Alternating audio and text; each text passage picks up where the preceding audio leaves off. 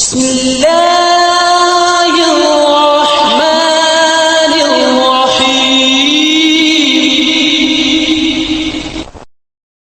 أعوذ بالله من الشيطان الرجيم بسم الله الرحمن الرحيم ولا تلبسوا الحق بالباطل اور نہ ملاؤ حق کو باطل کے ساتھ، خلط ملط نہ کرو، وَتَكْتُمُوا الْحَقَّ اور حق کو نہ چھپاؤ، وَأَنْتُمْ تَعْلَمُونَ اس حال میں کہ تمہیں پتہ ہے، وَأَقِيمُوا الصَّلَاةَ وَآتُوا الزَّكَاةَ وَارْكَعُوا مَعَ الرَّاكِعِينَ نماز قائم کرو اور زکوٰۃ دیا کرو اور رکوع کرو رکوع کرنے والوں کے ساتھ۔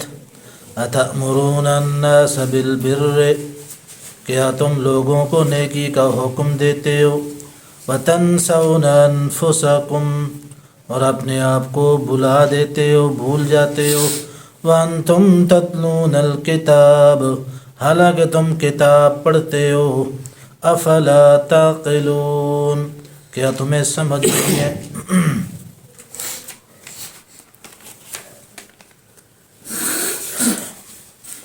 یہود کی دوسری برائی یہ تھی، پہلی برائی ان کی یہ تھی کہ وہ اللہ کی آیتوں کو دنیا کی تھوڑی قیمت کے بدلے بیچا کرتے تھے، جس پر اللہ نے ان کو منع کیا اور حکم دیا کہ میرا خوف کھاؤ، اس بری عادت سے باز آ جاؤ۔ دوسری برائی ان کی یہ تھی کہ وہ حق کو خلط ملط کرتے تھے۔ حق کا خلط ملط کرنا دو طرح سے ہوتا ہے، ایک یہ ہے کہ حق کو چھپایا جائے، حق کو کیا کیا جائے؟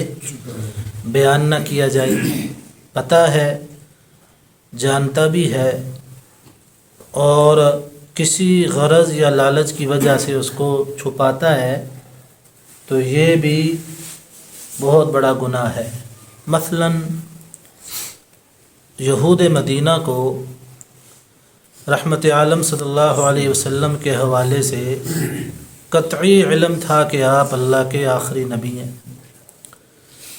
اور قرآن مقدس اللہ کی آخری کتاب ہے، لیکن اس کے باوجود انہوں نے آپ علیہ السلام کی رسالت کی گواہی نہیں دی اور قرآن مقدس کو اللہ کی کتاب نہیں مانا، اور اگر ان سے کوئی پوچھتا تو وہ خلط ملط کرتے تھے، صحیح رہنمائی نہیں کرتے تھے، صحیح رہنمائی نہیں کرتے تھے۔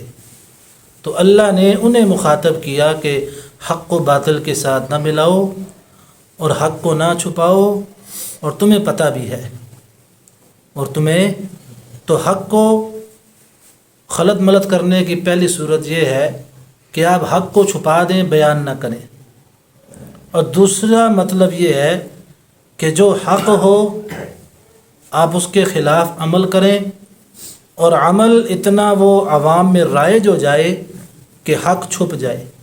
حق کیا ہو جی؟ جسے کہا جاتا ہے بدعت۔ کیا کہا جاتا ہے بھائی؟ بدعت۔ بدعت کیا چیز ہے؟ بدعت بظاہر دیکھنے میں بڑی خوشنما ہوتی ہے، لذیذ ہوتی ہے، خوبصورت نظر آتی ہے، لیکن حقیقتاً اس کا وجود نہیں ہوتا۔ اس کا وجود مثلاً آگے جا کے وضاحت کرتا ہوں، ذرا حدیث سن لیں۔ رحمت عالم صلی اللہ علیہ وسلم کی حدیث ہے کہ میرے اس دین کے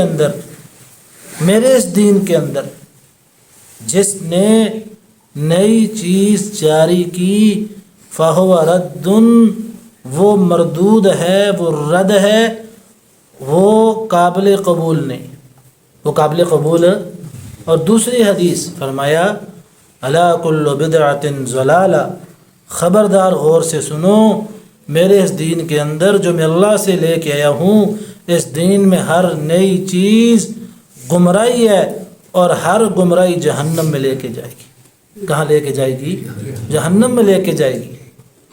تو بدعات کو ایسا عام کر دیا جائے کہ دین کی اصل صورت مٹ جائے، چھپ جائے، یہ بھی گویا کہ حق کو چھپانا ہے۔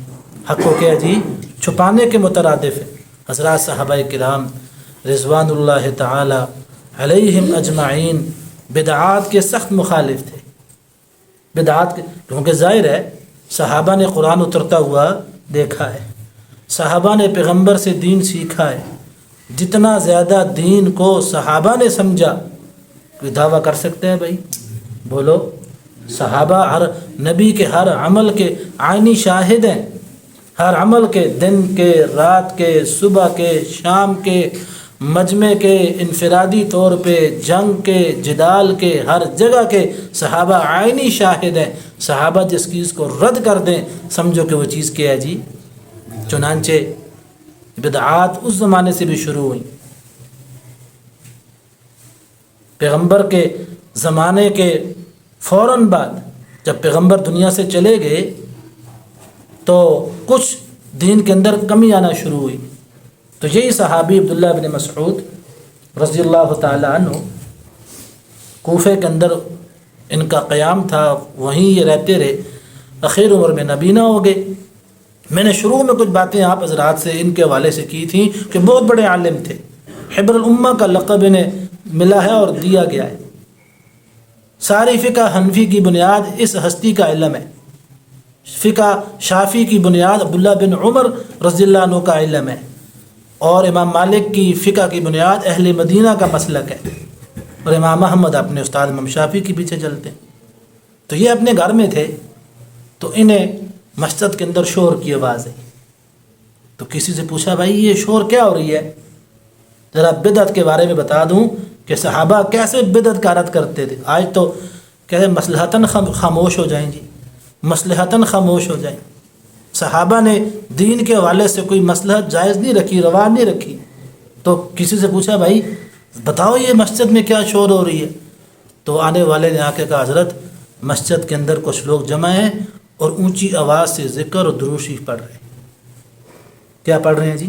ذکر۔ اونچی آواز سے درود شریف پڑھ رہے ہیں، ذکر کر رہے ہیں۔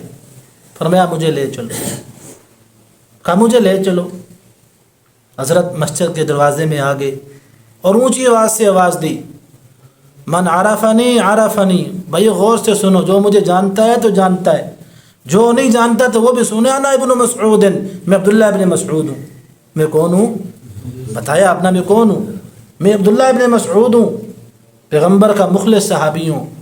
کہا ابھی تو پیغمبر کے برتن بھی نہیں ٹوٹے، پیغمبر کا لباس بھی بسیدہ نہیں ہوا، پیغمبر کے گھر کے برتن ابھی تک موجود ہیں، کپڑے بھی موجود ہیں، اتنی جلدی تم بدعات میں پڑ گئے ہو، اور حکم دیا ان سب کو مسجد سے نکال دو۔ کہاں سے نکال دو؟ ان سب کو مسجد سے نکال دو، یہ دین محمدی کا نقشہ بدلنے والے۔ تو دین محمدی کا جو نقشہ بدلے گا اسے کیا کہا جاتا ہے جی؟ بولے۔ میں نے پہلے آپ سے یہ بات عرض کی، بدعت بڑی خوشنما ہوتی ہے۔ مثلا اب ذکر کرنا برا عمل ہے بھائی، بولو بھائی، جو ذکر کا منکر ہوگا وہ قرآن کا منکر ہے، جو قرآن کا منکر ہے وہ کافر ہے۔ درود شریف پڑھنا ایک اچھا عمل ہے، جو درود شریف کا منکر ہے وہ کافر ہے، کیونکہ وہ قرآن کا منکر ہے۔ قرآن کہتا ہے صلو علیہ، میرے حبیب پہ درود بھیجو، اچھا کام ہے نا، بولو بھائی۔ یا ایھا الذین آمنوا اذکروا اللہ ذکرا کثیرا، اللہ فرماتا ہے میرا ذکر کثیر کیا کرو، اور حدیث کہہ رہی ہے ذکر اتنا کرو کہ لوگ تمہیں مجنون کہیں۔ لیکن اب فرض نماز کے بعد اونچی آواز سے ذکر کرنا، اسے کیا کہیں گے؟ ذکر کرنا تو اچھا عمل ہے، ایک ثواب دہ کام ہے، لیکن آیا پیغمبر نے یا پیغمبر کے صحابہ نے سلام پھیرنے کے بعد، نماز کے بعد 3 دفعہ 4 دفعہ 5 دفعہ اونچی آواز سے ذکر کیے؟ سوال تو یہ پیدا ہوتا ہے۔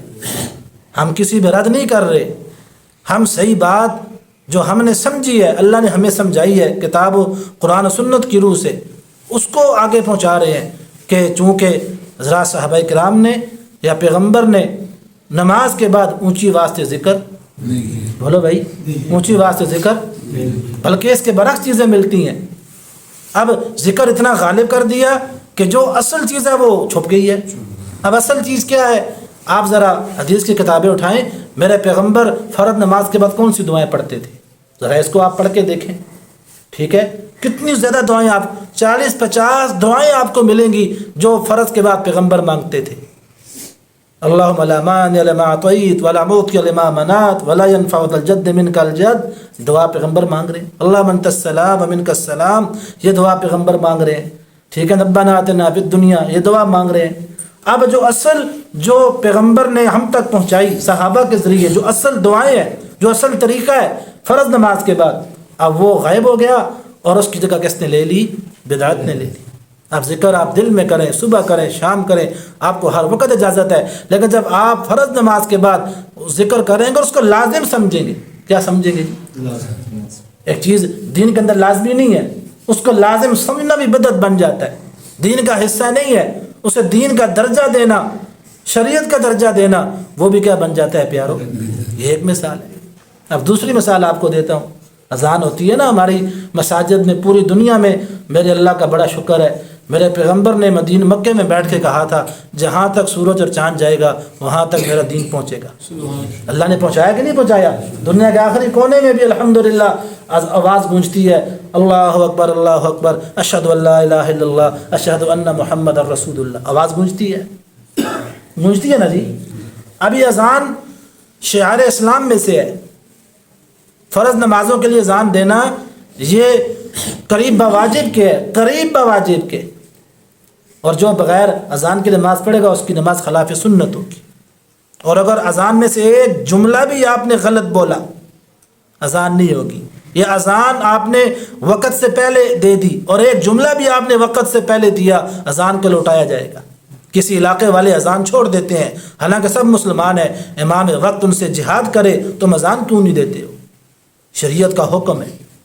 لیکن اب اذان سے پہلے عرض میں نے آپ سے کی، درود شریف اچھا عمل ہے. کیا جی؟ اچھا عمل ہے. فرمایا مجھ پہ ایک دفعہ درود پڑے گا 10 نیکیاں ملیں گی، 10 رحمتیں اللہ نازل کرے گا، 10 درجے اللہ. کتنا بہترین عمل. پیغمبر سے محبت کا ثبوت ہے. جو آدمی درود شریف پڑھتا ہے پیغمبر اس سے راضی اور خوش ہوتے ہیں. لیکن اذان سے پہلے سوال ہے، کیا صحابہ نے درود پڑھا؟ کیا صحابہ کو پیغمبر نے پڑھنے کا حکم دیا؟ اب اس کو اتنا لازم قرار دیا گیا کہ جو اصل جو اذان کی حیثیت ہے وہ بدل گئی. ہم تو اس کے الٹ دیکھتے ہیں. چنانچہ حدیث میں آتے جب صحابہ مدینے چلے گئے، پیغمبر مدینے چلے گئے، اب صحابہ کی تعداد بڑھ گئی، مسلمانوں کی تعداد بڑھ گئی. آپ نے کہا بھئی بیٹھو، مشورہ کریں کہ نماز کے لیے کیسے بلائیں گے. نماز کے لیے ساتھیوں سے کہا بھئی مشورہ کرو، اب نماز تو پڑھنی ہے جماعت کے ساتھ، لیکن بلائیں گے کیسے؟ لاؤڈ اسپیکر تو نہیں ہوتے تھے، یا بندہ گھر گھر جائے، جا کے بتائے بھئی آ جاؤ نماز کا ٹائم ہو گیا ہے. مقدس جماعت زمین پہ پیغمبروں کے بعد جنہیں صحابہ کہا جاتا ہے، سارے مسجد نبی میں بیٹھ کے پیغمبر ان سے مشورہ لے رہے ہیں. تو بعض ساتھیوں نے رائے دی، ایک نے کہا جی ناقوس ماریں گے. ناقوس اس زمانے میں اتنا سا ہوتا تھا. کہا جی تبل ماریں گے. کسی نے کہا آگ جلائیں گے. پیغمبر نے کہا بھئی نہیں، یہ تینوں چیزیں مجھے پسند نہیں ہیں، جاؤ جا کے اس پہ سوچو، غور کرو، اللہ راستہ نکالے گا. صحابہ چلے گئے اپنے گھروں کو. ایک صحابی عبداللہ ابن زید ابن عبد ربی بہت زیادہ پریشان ہے. رات کو اسی پریشانی کے عالم میں سو جاتے ہیں. مشکات کی روایت آپ کو مل جائے گی، آپ ذرا اٹھا کے دیکھیں، حدیث کو دیکھیں، حدیث کی طرف آئیں. قصے کہانیاں نہ ہم برداشت کرتے ہیں بلکہ اسلام بھی برداشت نہیں کرتا. فلانے بزرگ نے یہ کیا ہے، فلانے بزرگ نے یہ کیا ہے. دین اللہ کا ہے اور اللہ کے نبی نے پہنچایا ہے، بزرگوں نے نہیں پہنچایا. بزرگ کا تو خلاف شریعت بات کرے گا ہم نہیں مانیں گے بھائی. اگر ایک بزرگ خلاف شریعت بات کرتا ہے ہم اس کے بزرگ ہی نہیں مانتے. ہم اس کے بزرگ مانیں گے جو شریعت کے نقش قدم پہ چلے گا اور شریعت کا پابند ہوگا، وہ ہمارے لیے قابل اتباع ہے. تو آپ نے صحابہ سے کہا جی ہاں. صحابہ چلے گئے. رات کو ایک صحابی بڑے پریشان ہیں، رات کو سو رہے ہیں. خواب آیا، ایک فرشتہ خواب کے اندر ان کو نظر آیا. تو فرشتے کے ہاتھ میں وہ ناقوس، ایک ڈول قسم کی چیز مارنے والی جو بھی ہو، وہ اٹھائی ہوئی ہے. صحابی پوچھتے ہیں بھائی یہ کیا ہے؟ کہا جی یہ ناقوس ہے. بھائی کیوں پکڑا ہوا ہے؟ کہا میں بس میں بیچتا ہوں، یہ تم لیتے ہو؟ کہا میں لیتا ہوں. کہا آپ کیا کریں گے؟ فرشتہ پوچھ رہا ہے کیا کریں گے؟ کہا میں اس کو بجاؤں گا، لوگوں کو نماز کے لیے بلاؤں گا. اس کو بجا کے لوگوں کو فرشتہ کہتا ہے یار اس سے اچھی چیز نہ بتاؤں؟ کہا جی بتاؤ۔ فرشتے نے ناقوس نیچے رکھا، کانوں میں ہاتھ دیا اور اللہ اکبر سے لے کے لا الہ الا اللہ تک پوری اذان سکھا دی، پوری اذان سکھا دی۔ الصلاۃ خیر من النوم اس میں نہیں ہے، یہ تو بعد میں آئی ہے۔ سیدنا بلال چلے گئے میرے نبی کے حجرے میں صبح کی اذان کے بعد حضرت کو بتانے کے لیے کہ حضرت نماز کا ٹائم ہے، وہاں جا کے کہا الصلاۃ خیر من النوم۔ حضرت بلال نے اعلان کیا الصلاۃ خیر۔ کبھی آپ میں سے اوپر آیا ہے امام صاحب کو بتانے کے لیے؟ امام صاحب لیٹ ہو جائے تو آپ تو دیکھتے ہیں صرف بس ایسے، کدھر ہے، کون سے گیٹ سے آئے گا، کدھر سے آئے گا۔ ایک 2 منٹ اور لیٹ ہو جائیں تو سب پریشان ہو جاتے ہیں، پتہ نہیں کدھر ہے، یہ لیٹ ہو جاتا ہے۔ اگر 5 منٹ لیٹ ہو جائے تو پھر مسئلہ ہے، امام صاحب بیچارہ اس کے خلاف پھر پروگنڈا شروع ہو گیا۔ ٹھیک ہے، امام صاحب کا بھی حق ہے نا، اگر 2-3 منٹ لیٹ ہوگا تو کیا ہو گیا؟ بھائی حق نہیں ہے؟ عموماً ہم اوپر عشاء میں پڑھا رہے ہوتے ہیں، سننے میں آتے ہیں بعض حضرات بڑی سخت باتیں کرتے ہیں، اللہ ان کو ہدایت دے۔ ہم اوپر ہی ہوتے ہیں، بچوں کو پڑھا رہے ہوتے ہیں، پتہ نہیں چلتا۔ شریعت کا مسئلہ ہے، صرف قاضی اور مفتی اس کے لیے تصویب جائز ہے کہ بندہ جا کے بتائے حضرت نماز کا ٹائم ہو گیا، کیوں قاضی اور مفتی مصروف ہوتا ہے دین کے مسائل میں۔ تو اب پیغمبر اپنے حجرے میں سیدنا بلال کے جا کے کہا یا رسول اللہ الصلاۃ خیر من النوم، نماز نیند سے بہتر ہے، نماز نیند سے جائے جی۔ آپ بڑے خوش ہوئے، فرمایا یا بلال اجعل فی اذانک، اے بلال اس جملے کو صبح کی اذان میں رکھو۔ کہاں رکھو جملے کو؟ یہ جملہ مجھے بڑا پسند ہے، الصلاۃ خیر، یاد رکھیں یہ صبح کے جملے، صبح ایک جملہ ہے سیدنا بلال نے کہا اور پیغمبر نے کہا اس کو اضافہ کر دو۔ باقی جو اذان ہے جو زور میں آپ دیتے ہیں، عصر میں دیتے ہیں، شام مغرب میں، یہ اذان وہی ہے۔ اذان کیا ہے جی؟ یہ وہی کے ذریعے آئی ہے۔ اچھا جی، صحابی نے خواب دیکھ لیا، صبح ہوئی، صبح اٹھے، یاد ہے ابھی نے خواب دیکھا ہے، پیغمبر کی مجلس میں آ کے کہا یا رسول اللہ یہ میں نے خواب دیکھا ہے۔ آپ نے فرمایا واہ، اللہ نے حل کر دیا۔ آتا ہے 13 صحابہ نے یہ خواب دیکھا تھا، 13 یا 14، جن میں حضرت عمر بھی تھے، اور حضرت عمر بھاگتے بھاگتے چادر لٹک رہی تھی زمین پہ، انہوں نے کہا میں نے بھی یہ خواب دیکھا ہے۔ چنانچہ آپ نے حضرت بلال سے کہا بھئی یہ الفاظ سیکھو اور اس طرح اذان دو۔ اب ہم کہہ رہے ہیں کہ شریعت محمدی کی اذان، مدینہ المنورہ کی اذان تو شروع ہوتی ہے اللہ اکبر سے اور ختم کہاں ہوتی ہے؟ لا الہ۔ اب اس کے شروع میں درود شریف، بولو میرے پیارو، اس کے شروع میں درود شریف نہیں ہے، لہذا جب نہیں ہے تو اونچی آواز سے اگر آپ پڑھیں گے درود شریف اور اس پہ اصرار کریں گے، نہ پڑھنے والے کو گستاخ کہیں گے، نہ پڑھنے والے کو بدعتی کہیں گے، شریعت آپ کو بدعتی کہے گی، نہ پڑھنے والے کو نہیں کہے گی۔ اب درود اچھا عمل ہے لیکن اذان سے پہلے ثابت نہیں، تو اس کو شریعت کیا کہتی ہے جی؟ بدعت۔ تو بدعت سے دین کا نقشہ کیا ہوتا ہے جی؟ اس لیے پیغمبر کی حدیث ہے بدعتی کو توبہ کی توفیق نہیں ہوتی۔ کیوں؟ وہ اپنے آپ کو حق پہ سمجھتا ہے۔ کس پہ سمجھتا ہے جی؟ حق پہ۔ جو حق پہ سمجھے گا، صحیح اپنے آپ کو سمجھے گا، ہوگا غلط، اسے توبہ کی توفیق، اور جو اپنے آپ کو گنہگار سمجھے گا اللہ اسے توبہ کی توفیق بھی دے دیں گے۔ تو بہرحال یہ اللہ کے نبی کے زمانے کے یہود کا وتیرہ ہے، وہ حق کو چھپاتے تھے، جانتے بھی تھے، اللہ نے انہیں کہا حق نہ چھپاؤ۔ اب قرآن کا قانون ہے، الفاظ خاص ہوتے ہیں، مطلب عام ہوتا ہے، اگر قیامت کی صبح تک کوئی آدمی دین کو چھپائے گا، جس طرح بھی چھپائے گا، اس آیت کے اندر داخل ہے۔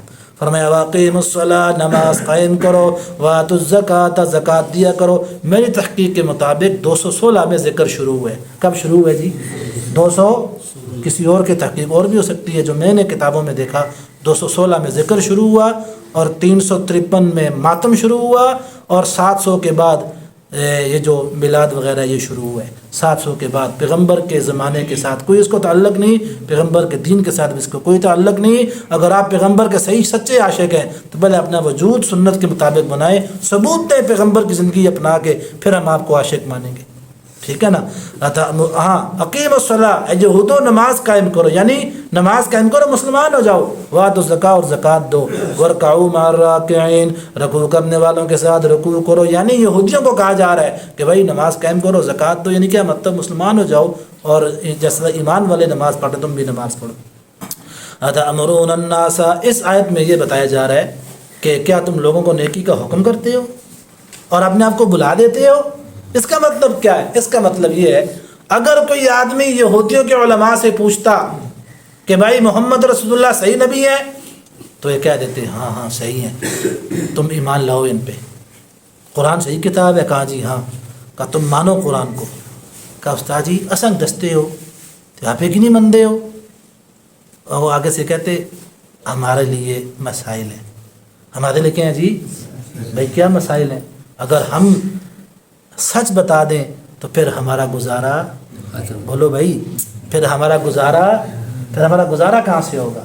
اگر ہم حق بات کریں، کسی سے ڈرے نہیں، حق بات کریں، چھپائے نہیں، پھر ہماری دکان نہیں چلتی۔ ہم نے اپنی دکانداری بھی کرنی ہے، پھٹے منہ تیری دکانداری کتنا عرصہ چلے گی؟ 40 سال 50 سال، اس کے بعد کیا کرے گا؟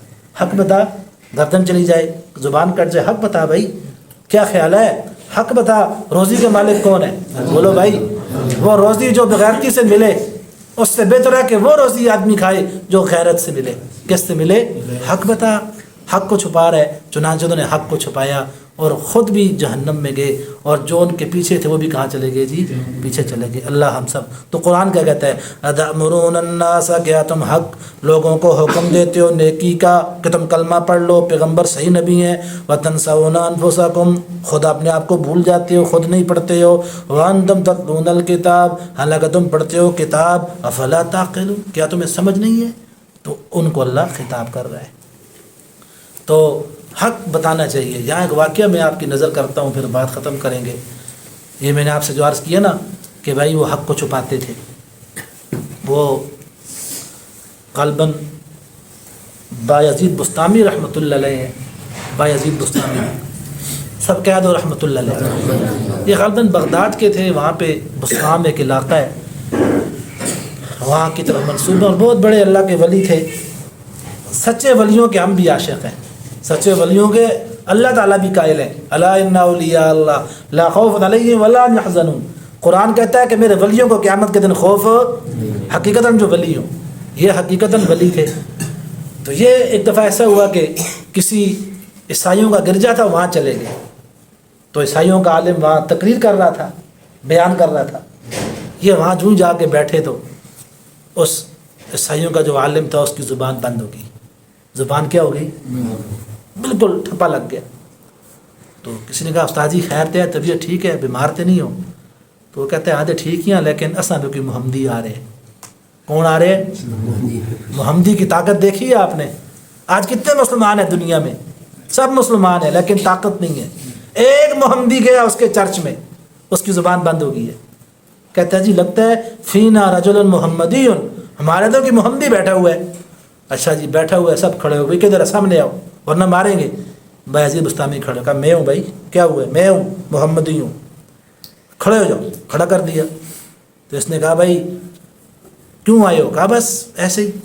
کہا ایسے نہیں جانے دیں گے، میں آپ سے سوال کروں گا، مجھے آپ نے جواب دینا، اگر آپ نے جواب نہ دیا پھر آپ یہاں سے سلامت نہیں جائیں گے، زندہ نہیں جائیں گے۔ کہا کرو سوال جی۔ اس نے 100 سوال کیے۔ کتنے سوال؟ ایک دن میں پورا واقعہ دیکھوں گا، اس کو یاد کر کے آپ کو سناؤں گا۔ پھر ایک بتاؤ جس کا دوسرا نہیں، 2 بتاؤ جس کا تیسرا نہیں، 3 بتاؤ جس کا چوتھا نہیں، وہ کون سی چیز ہے جو بے جان ہے، اس نے خانہ کعبہ کا طواف کیا ہے، وہ کون سے لوگ ہیں جنہوں نے جھوٹ بولا پھر بھی جنت میں جائیں گے۔ کافی سوال ہیں۔ حضرت جواب دیتے رہے۔ حضرت فرمایا جو اللہ سے ڈرے گا اللہ اسے وہ علم بھی دے گا جو کتابوں کے اندر بھی نہیں ہے۔ اللہ سے ڈرنا۔ ایک صحابی نے، ایک آدمی نے پوچھا یا رسول اللہ میں بڑا عالم بننا چاہتا ہوں۔ فرمایا اتق اللہ، اللہ سے ڈر، بڑا عالم بن جائے گا۔ اللہ سے ڈرنا بہت بڑا علم ہے۔ وہ اللہ سے ڈرنے والے لوگ تھے، اللہ ہمیں بھی بنائے۔ تو فی البدی جواب دے دیے۔ اب اس کو پسینے آ رہے ہیں۔ تو بایزید بستامی کہتے ہیں بزرگوں ہونا سا بھی ایک سوال کرساں اصا بھی پوچھا سوال جواب دینا پیسی ہے۔ تو ظاہر بات ہے آپ 100 سوال کیے ہیں آپ نے، تو ایک کا تو حق بنتا ہے نا، بھائی بنتا کہ نہیں بنتا؟ کہا جی کریں جی سوال جی۔ تو انہوں نے کہا، تو سب کہہ رہے ہیں ہاں استاد جی آپ جواب دیں گے، 100 سوال کیے ہیں آپ نے؟ کہا کرو جی۔ تو بایزید بستامی نے کہا بھائی بتا جی جنت کی چابی کس کی شفاعت سے کھلے گی اور کس کی کے دین پہ چلنے میں کامیابی ہے، اب کس کی اتباع کرنی ہے؟ نہیں سمجھے؟ تو جواب تو اس کو آ رہا ہے، وَتَكْتُمُ الْحَقَّ، حق کو نہ چھپاؤ، چھپا رہا ہے، کیا کر رہا ہے جی؟ اب جواب تو آ رہا ہے۔ تو سب کہتے ہیں استاد جی دسو نا۔ یہ آگے سے کہتا ہے راستے چھوڑنا پر تسا نہ منسو بتا تو دوں گا مگر تم نہیں مانو گے. جواب تو آتا ہے مجھے, میں نے برسوں آپ سے چھپایا ہے, برسوں. اگر جو علماء ٹھیک ہو جائے نا, کچھ لوگوں کی باتیں ٹھیک ہیں, مولوی ٹھیک ہو, سب ٹھیک ہو جائے گا. اگر یہ حق بتانا شروع کرے نا, صحیح دین بتائیں, سب ٹھیک ہو جائے گا. بات ان کی ٹھیک ہے, حق کیوں نہیں بتاتے آپ, چھپاتے ہیں, کتمان حق کرتے ہیں. تو اس نے کہا جی استاد جی دسو نا تو سنو. کہا جی بس کیا کروں, آپ سے ڈر لگتا ہے, آپ کچھ بولیں گے, کچھ کہیں گے. کہا جی نہیں, آپ بتائیں, آپ ہمارے بڑے ہیں, جو بات آپ کریں گے ہم بھی مان لیں گے. کہا اگر منو پھر لا الہ الا محمد رسول اللہ پڑھو. پھر کیا پڑھو جی, چھوڑو لا الہ الا اللہ عیسیٰ روح اللہ. اب یہ منسوخ ہو گیا دین, اللہ نے قابل قبول دین محمدی کو قرار دیا ہے. کہا سب پڑھو لا الہ الا اللہ محمد رسول اللہ, تب جنت ملے گی. ٹھیک ہے نا, سب نے کلمہ پڑھا. ایک محمدی کی وجہ سے پورے صحیحوں کا چرچ مسلمان ہو گیا. آج پریشانی یہ ہے کہ ہم صحیح محمدی نہیں ہیں, صحیح محمدی ہم بھی, اللہ ہمیں بننے کی توفیق نصیب فرمائے. تو حق بات جہاں بھی ہو بھائی. اچھا ایسے لوگ